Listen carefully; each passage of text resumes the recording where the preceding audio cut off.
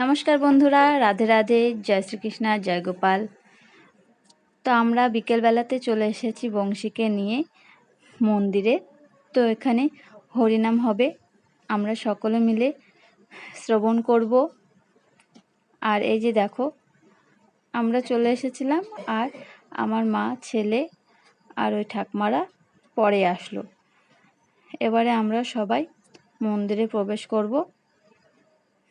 তো এই যে দেখো, মন্দিরে রীতিমতো সব একদম সাজিয়ে দিয়েছে।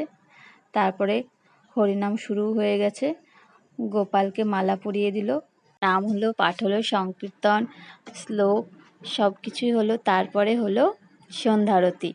তো সেই সময় কারেন্টটা চলে গেছিলো, প্রদীপের আলোয় দেখো কি সুন্দরভাবে সন্ধ্যারতিটা হলো। সকলেই মেতে উঠেছিল সন্ধ্যারতির নাচে। তো এই যে দেখো, সকলেই প্রসাদ গ্রহণ করবে এবার। তো প্রসাদ সকলকে দিতে শুরু করে দিয়েছে আর আমরাও বসে পড়েছি।